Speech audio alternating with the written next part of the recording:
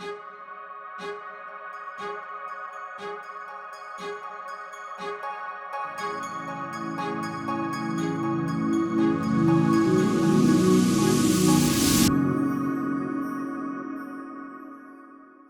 good morning and welcome to Kitty Talks. We share inspirational life stories that empower you to create yours. And today I've got with me another phenomenal guest. She is, I would say, one of the leading numerologists in Scandinavia. Her numerology school certifies around 40 students a year, which is immense.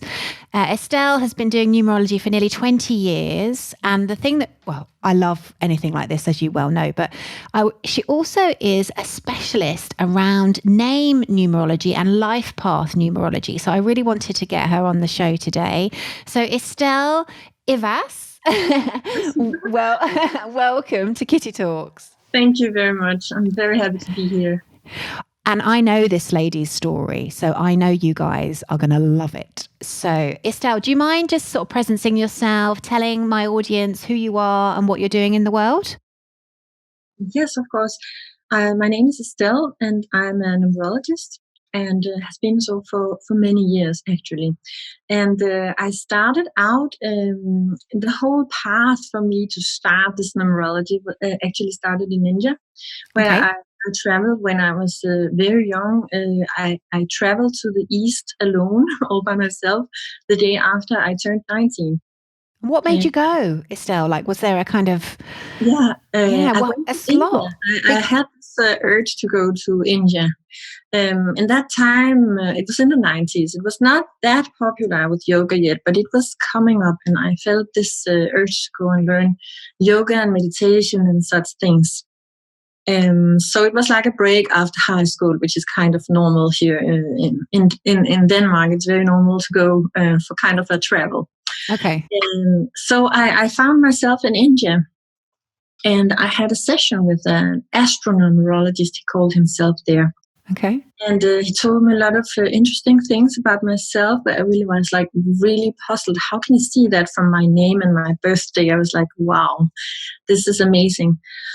And then he also gave some predictions of what was going to happen in my life with the year, and pretty exact things. And of course, in the moment, I didn't think so much about it because none of it had happened yet. So I just kind of put it in the back of my head and went on in my life. But then these things started to unfold, and even though I had kind of forgotten about them, then after when these things happened, of course, I was like, okay. Wow. What were they? Do you mind sharing some of them with us? Yeah, I can share some of it. It was actually quite a few things he predicted, but one of them was not so nice. It was that he said that I should be very careful that in some months, some 4 or 5 months, I could be very sick and have an infection. And he said, you will need to go to your place of birth to heal. It's like you cannot heal it here in India. You have to go home and fast. And that happened. And actually, I had to go home because of an infection. You could say that's a normal thing to get in India. However, I had to go home to get it treated. And when I didn't rush home as he had told me to. So when I finally got home, it was pretty serious, but they also told me you would have had to come home to get this treated. I mean, it was pretty serious. Wow. So I think it saved me a bit that I had it in the back of my head, and I was not that fast. It was the first thing that of the predictions. So I was a little hesitating and not so eager to go home. I thought I could stay, but actually I couldn't. I really had to go home to have this treated. Yeah, so that was the first thing that was not so fortunate. But then he said some other things, and that was a few years after. It was 1998, and at that point we had 95, and that's why he said I would meet my husband. Ah. And he turned up. You remember that one? Yeah. That's an important one. You'll remember that. That one I had in mind a little bit more. And it turned out to be like that. And he also predicted about how it would happen, like not exactly where and when in that year, 98. Okay. And then he said that, I wouldn't have to do anything. That man would come after me. And that was exactly how it happened. I was, you could say, hesitating or not feeling completely ready, even though I felt the connection, sure. But I didn't feel completely ready. So it actually took a year before we really got together. And we have stayed together since then. So that was another a lucky prediction that he came up with. Fantastic. Yes. So talk me through when you decided that numerology, what was the next kind of step? Like, how do you go from having a numerology session to then deciding that this is something that you want to do? Yeah, actually, it had been in my mind ever since that session. He also said, because I was on that name, you know, our name influences us a lot. On that name that I had at that point in time, I was very career focused, but also not so open emotionally. So I had a very good career. I was studying to be a musician since a young age, and the plan was to start at the conservatory when I went home from the travel, which I did. So I was really focused on the career, but I really lacked this feeling of connection with others. Not that I didn't have any emotions, I did, but I couldn't really share myself in that more deep way. So I had this a little bit like an outsider loneliness feeling around me. I did have friends, but it was there was some difficulty in, you know, you can have a difficulty in an area of life, and this was for sure one that he also talked about. And when I got home, I started at the conservatory and so on, and I continued the path that I already started. However, in the session, he said that I could be a musician if I wanted to, but I would be much better suited to be an astrologer or numerologist, as he was. Wow. Yeah, so that was really interesting. But at that point, I was like, okay, well, it's interesting, but it's not my career. I'm a serious person who is not going to be such a but he explained me, because of my mental intuitive mind, it would be more suited for that kind of work than to be a musician, actually. And after a few years, I also stopped at the conservatory, and it turned out I became both an astrologer, actually, and a numerologist. So did the session that you have with the chap in India, was that a normal numerology session, or did you actually go through the process of changing your name in that session? No, I didn't change my name. Oh, okay. So it was just literally, he basically did the predictions from your numerology. It was an interpretation of the name and an interpretation of the life events coming in the nearest future, the few 5-6 years. Wow. Yeah, so no name change. Okay. The first time I changed my name was when I went home to Denmark, and when I have seen that these events were actually folding out without me really thinking about it. It was not like I tried to make it happen or anything. It actually was not so present for me. Only after things happened, I was like, oh, wow, again, that's something that I had heard before. So I changed my name only in 2000 after a session in Denmark. And then I started to really study myself. Everything I could get my hands on, both the Pythagorean system, which is the most known, and the Chaldean system, which is lesser known but more precise. So you, just so I understand, so you basically had this series of events unfold, which was exactly like the prediction of the numerologist. And when did you think, hold on, this is something that I want to do more of? Like, how did you, because you were still being a musician, but then you were doing the numerology on the side? Yeah. So I changed my name in 2000. Yeah. And it was a good change. As I mentioned before, I had a good career vibe in the old name. In the name, yeah. The birth name. I had a good career. However, there was this connection with others that I could feel was not so easy for me. Yeah. And also the second numerologist pointed out that and gave me a new name that was more suited to that. However, she made a slight mistake, I would call it.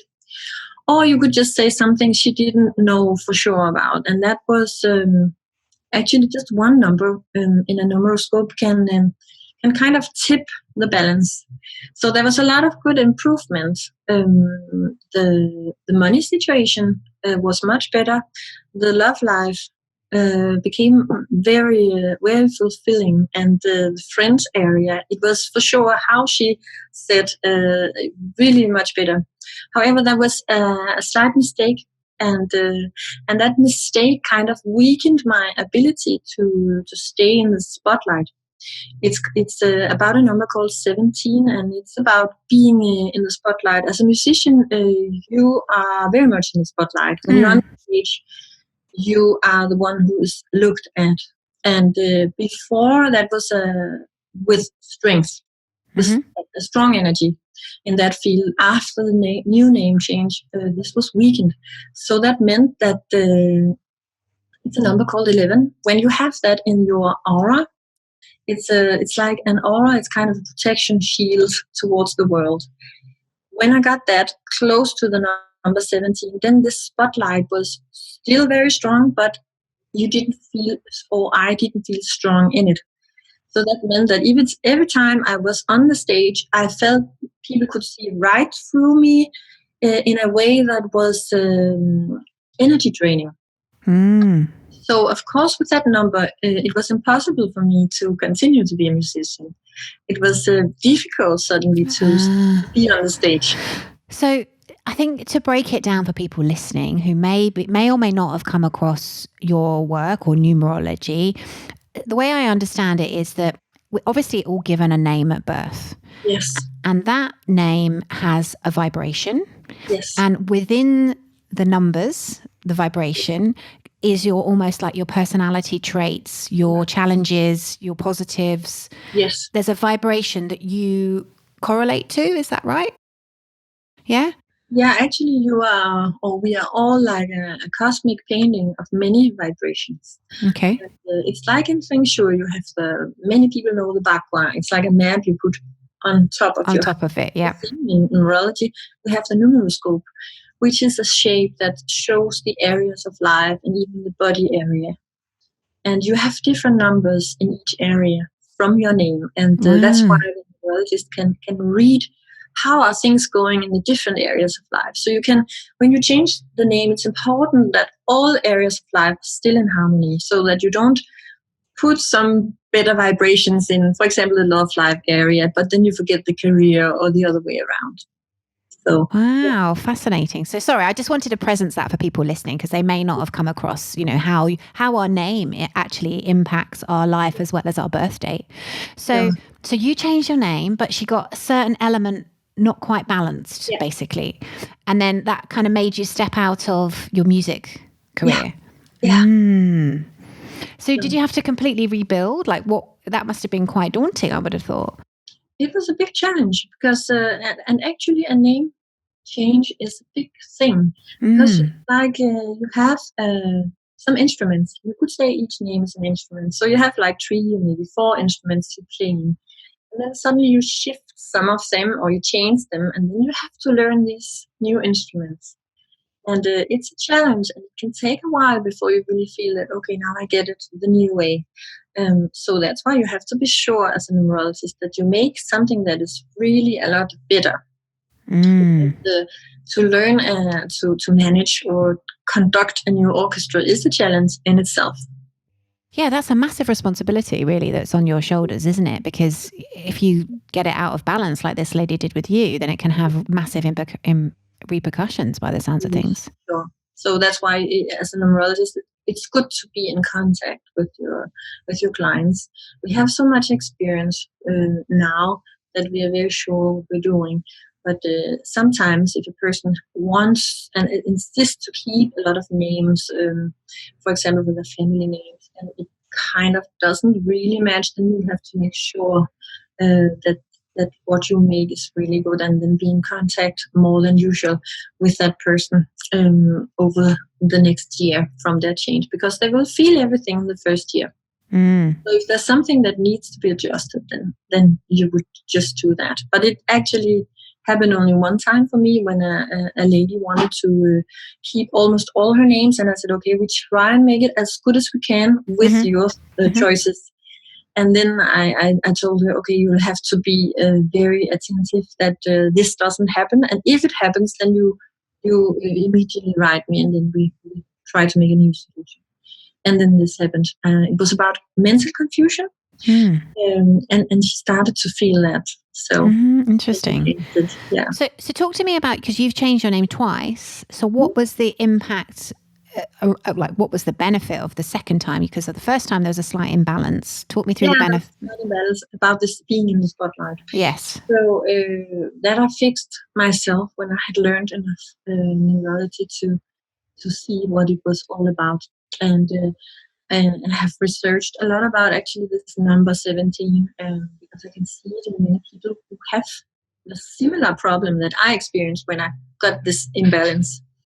So yeah, I just balanced it and made sure that there's harmony in all the levels of the being. So the spotlight is not an issue for me. It's not a thing that is disturbing or out of balance anymore. It's fine with me. I can be in the spotlight, no problem. So it was nice to get back to that, because when you're born with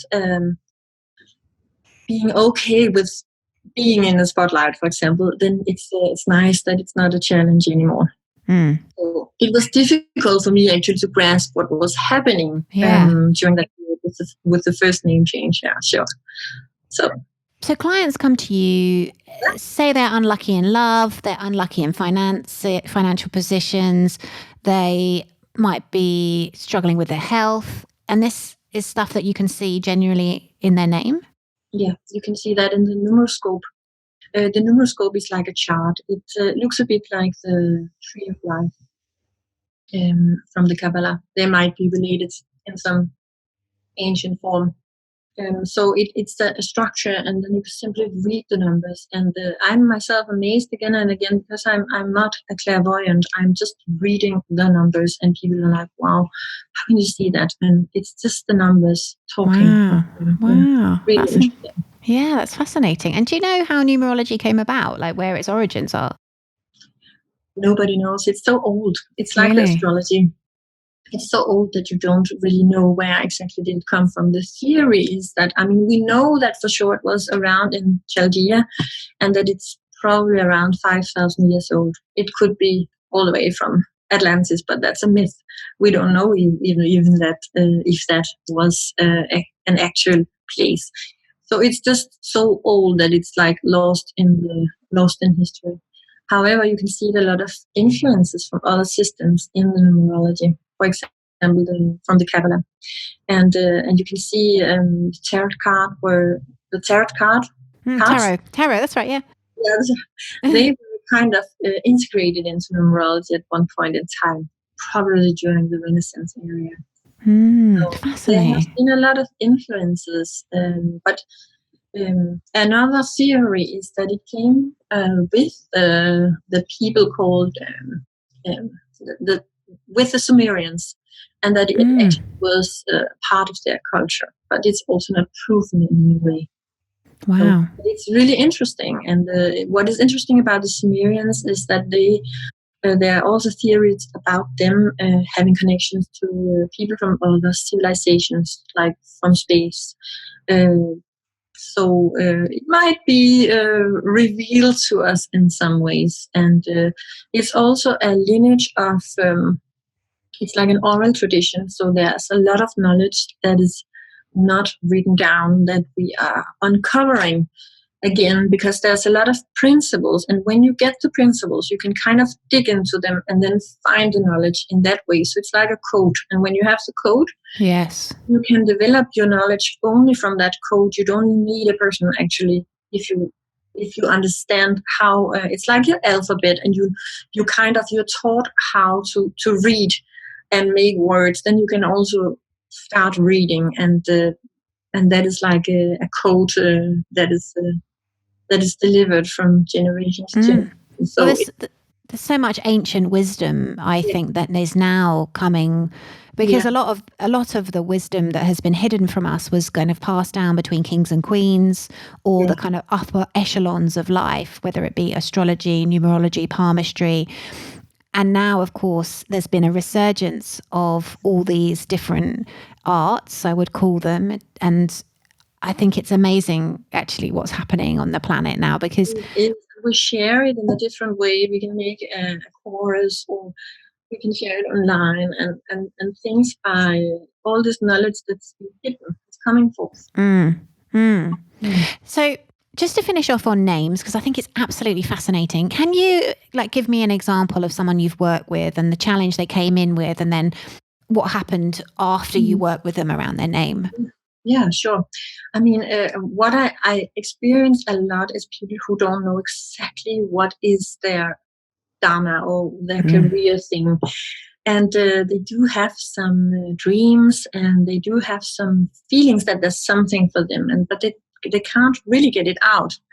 And that is a typical issue that you can work with through the name, that you can actually support people in what they come with. So it's not so simple as you can just say everybody with that number in the name is this is success and this is good money. It's coming from the essence. So your essence is what you're born with, and that can be read in the birthday. So the birthday make a whole, like a horoscope actually, from the astrology program. So the whole essence can be read, and then you find out what exactly from the essence does this person really need to be supported in, and to live out and to do. And then you emphasize that in the name. And then it's like opening the connection to their essence, so that they can actually live it out and start to feel what is it they want to do. What is it that is there for them? Because if you have an essence that's, for example, very artistic, or the opposite, very academic, or something completely different, and you have a name that is completely different direction, then you will always feel a split. It's like you need to do something, you feel it, but your name is kind of driving you in the opposite direction. Interesting. So it's almost like our because Dharmic principles, Estel, are very much that we're each born with a unique gift and talent. And then when we utilize that unique gift, but do it alongside our passions in service to others, that's when we kind of come alive. But what you're saying is that's in play, but the name can maybe confuse the underlying path. Yeah. And the name can actually block or support a person in laying out what they come to do. Yeah. Interesting. And you can see, I've studied a lot people with all kind of lives, all kind of successes, all kind of experiences, and you can see that people with, for example, with a lot of success, they do have some patterns in their essence that is completely supported in their name. Right. It's true for everyone who has a big success, something that they do that the rest of us feel, okay, wow, this person is really doing something that I can relate to and feel, and that is like them. It's like it's so much you integrated. What you do. Yeah. Because a lot of musicians, don't they, change their names? Like that you hear about models, musicians, people that change their name, and that they're not successful before the name change, then afterwards they're going to go. Whew. Yeah. I think the Beatles have done that, haven't they? I think. Yeah. Yeah, and that, of course, there's also this that you have sometimes you have an artistic name that you use as professionally, and then you have another name in the background, and then I would say it's always the name that's actually registered in the public system that is the most efficient. So basically the name that's on the sort of electoral roll, or in your passport and so on.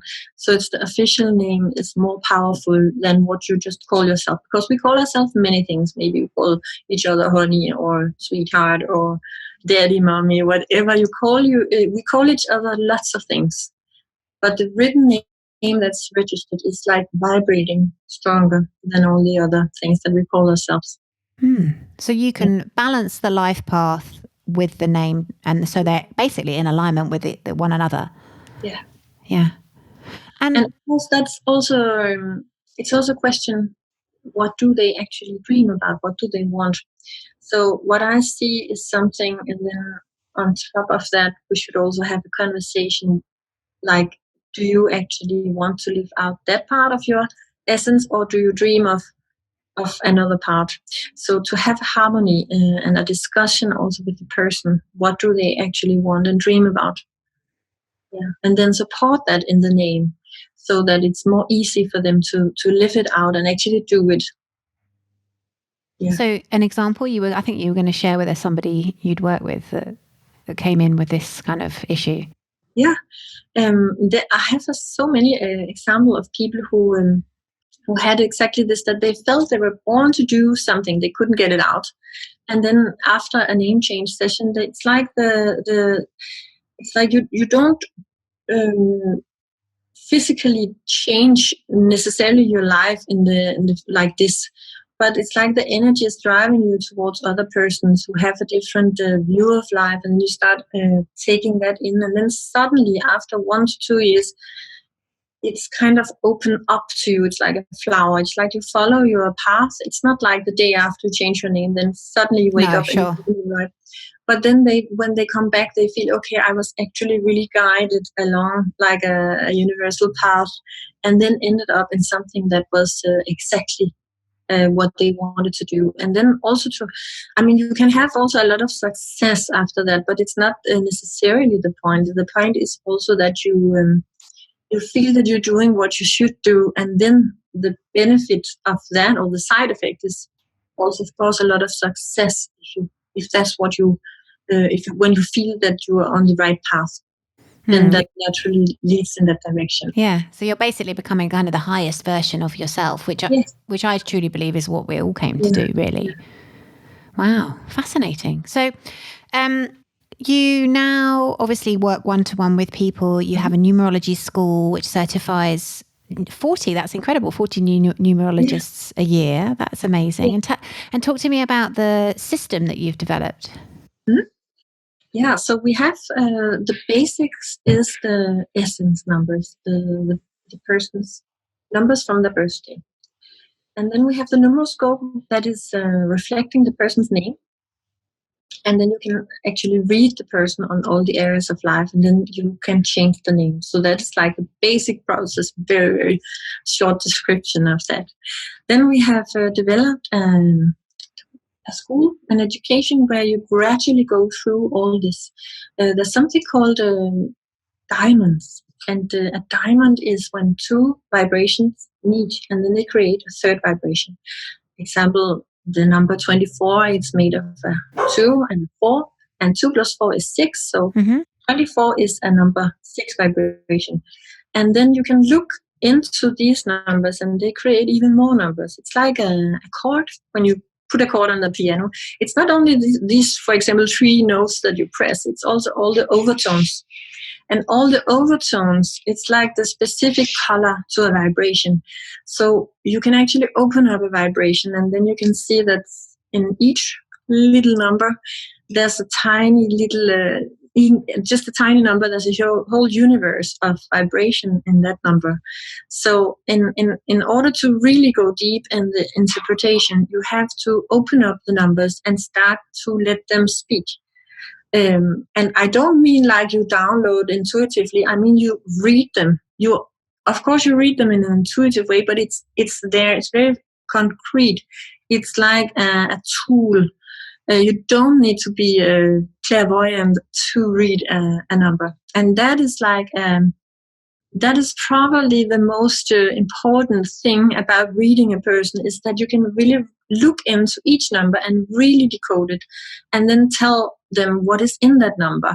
And when you start to do that and tell people about their numbers, they are like, wow, okay, that's really deep and really something that they feel very, very recognized usually, and can see, okay, this is like a very, very deep description of how they work in different areas.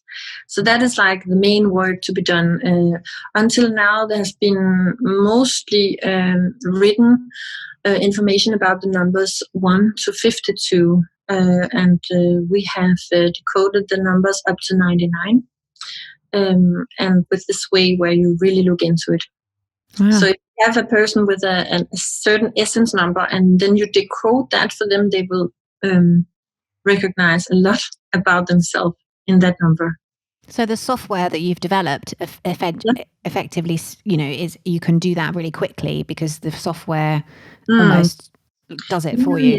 Yeah. The software is a tool for numerologists because it can take a long time to calculate the numeroscope and what is called the year rows. The year rows is prediction over time. It can take a lot of time to sit and do all these numbers. And what you can do in the software program is to click on a button, then it's calculated for you. And then you can use your time on the interpretation and going deeper and deeper into it instead of just being a calculator. So that is the main thing. Another thing with the software is that we have a statistics function. So we can easily kind of decode some systems, some patterns that different people have, and keep an eye on developing what happens with certain numbers and like with famous people, for example, who has some issues with different stuff. Mm-hmm. You can see the patterns of that. So we get more practical knowledge from having the software. Interesting. Fascinating. Wow, there's so many layers of it. Like it's not, you can kind of go really deep by the sounds of things. Fantastic.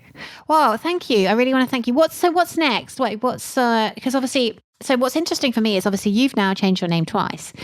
And obviously you have to readjust to the balance and you readjust to the new energy of the name, but effectively you've kind of evened out any imbalances. So by the sounds of things, you can then create from a much more stable place. Yeah. So it sounds to me like the school is getting bigger and bigger and bigger. And then do you have an idea about where you're going with all of this? Yeah, actually the school we started only in 2017. We started the school.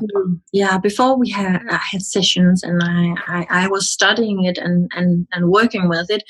But the company and the whole thing about the school we started in 2017, and I felt very much that now is the time that all the knowledge I've kind of gained the last many years, it wants to get out, and it wants to get out like fast and big and be shared.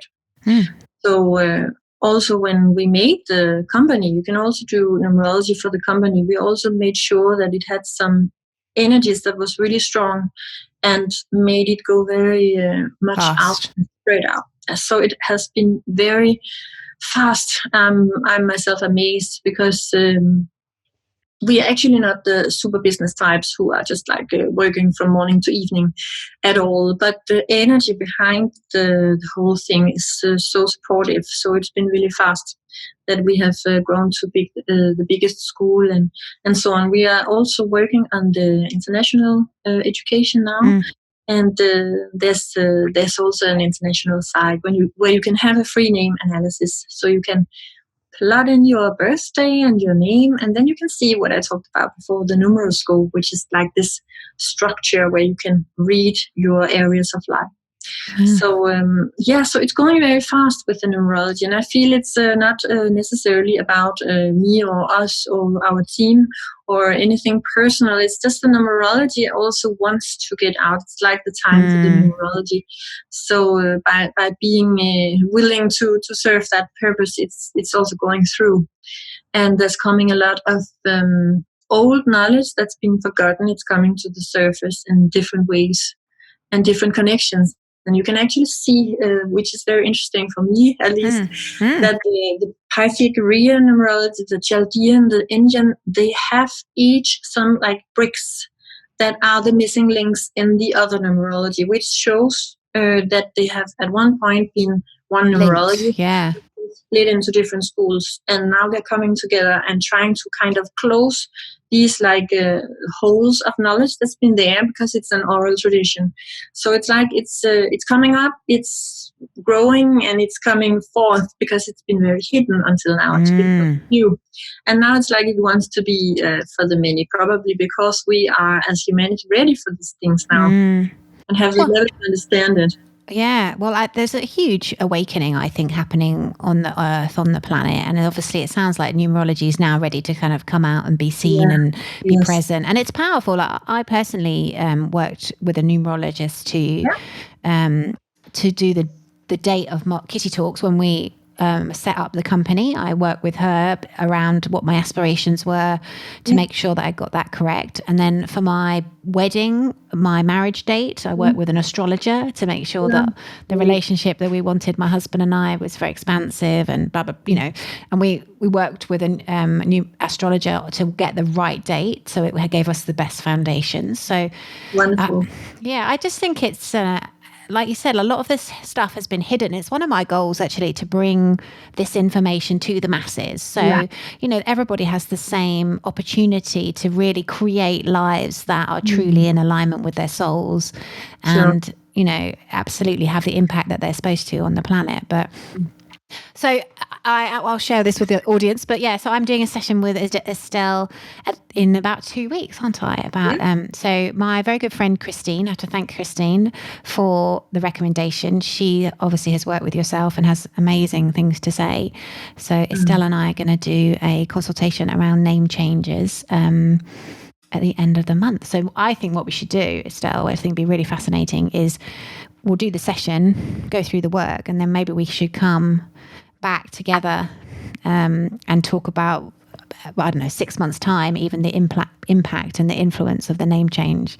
That's a great idea. Yeah, so people can see. So, so people listening, if that resonates with you, if that's something you would like to know more about, if you want to hear more about my journey around changing my name, then let me know, because it's always good to get people's feedback. But Estel, where can people find you? If they want to connect with you, they want to know more, please give us your kind of details. Yes, of course. They can find us at numerologistpro.com. So it's simply like Numerologist Pro in one word and then .com. We have Facebook also where I'm called Numerologist Estel Ehvass, spelled E-H-V-A-S. So that's where we are located. Excellent. And we will have all of Estel's details in the show notes. We will tag her on Instagram. We'll tag her on Facebook. So you'll be able to find her easily. And there's a lot of free material on our page. So if you're just interested in like starting out, what is the energies in my name, you can just tap in your numbers for free. And then there's also coming up a short online course that is also for free. We have that in Danish only now. But where you can learn about the basic numbers 1 to 9 and how numbers combine, what is a numeroscope and so on. They're coming soon. Excellent. Well, it sounds like numerology wants to go global, so it will be pushing you to push all this stuff globally. Yeah. But Estel, thank you so much for coming on Kitty Talks and sharing your life story and your life path, because that's fascinating. You know, you've been doing numerology for nearly 20 years. That's incredible. I think we're probably similar ages, so I just, you know, I think that's amazing. And thank you for the work you're doing in the world, because, you know, in short, you're making people's lives better, which is, you know, you're shifting consciousness in your own unique way, which I truly believe we're all here to do that. It's just us finding our way of contributing. Yeah, So, sure. Thank you very much for having me. It was a pleasure. We will see you next week with another incredible guest on Kitty Talks. Bye-bye.